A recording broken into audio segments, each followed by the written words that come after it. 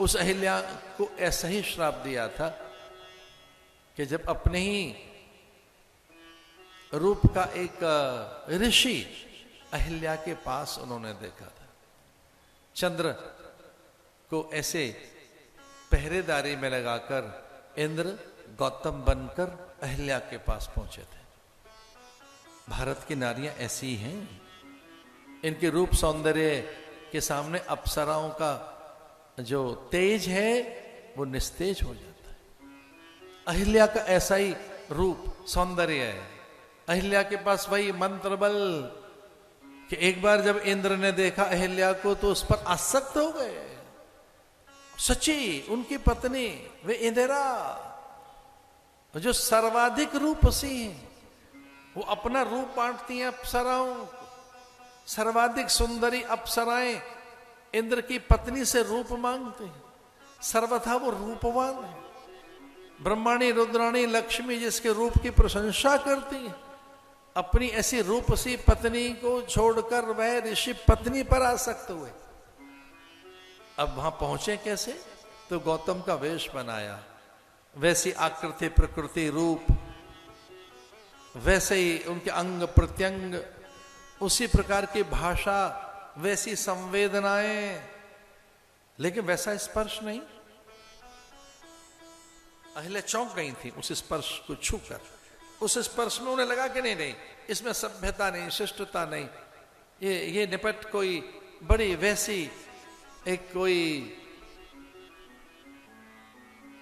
बात है जो पशु में होती है या कि राक्षसों में होती है। व्याकुल हो गई थी वो कि है तो मेरा ही पति, पति तो मेरा ही है।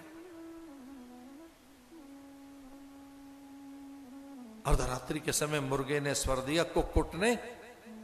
उनके मूल पति गौतम गंगा स्नान के लिए गए, यह सोच करके अरे भोर हो गई और मेरी आंख नहीं खुली, मैंने आज कौन सा अन्न ले लिया, आज मुझसे भूल चूक कैसे हुई।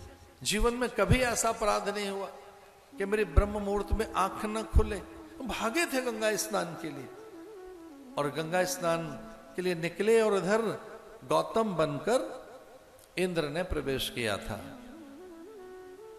आवरण को भंग किया था, स्पर्श किया तो भयभीत हो गई और उनको लगा कोई परपुरुष है, पर परपुरुष तो नहीं है, ये तो मेरे ही पति हैं। वैसी नासिका भाल कपोल भुजाएं वक्षस्थल, उसी प्रकार का रंग रूप, वैसे ही संवेदनाएं, वैसी उनकी भाषा, पर स्पर्श वो नहीं है। वो समझ गई थी कुछ छल हुआ है मेरे साथ। और उधर गंगा ने उनको भेद दे दिया।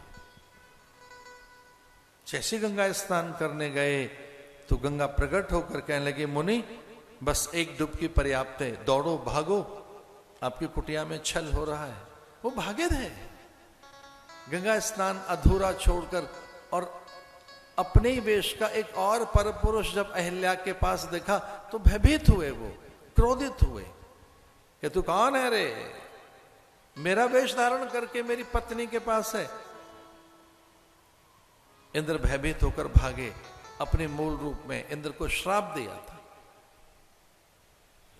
कि तेरा इंद्र पद चला जाए, और ऐसा ही हुआ। इंद्रलोक उनसे छिन गया। कुछ तो ऐसा कहते हैं कि चंद्र को भी फटकार लगाई और सुंदर से चंद्र में कुछ ऐसे काले बिंदु दिखाई देते हैं, उसे कलंक नहीं भी कहें तो।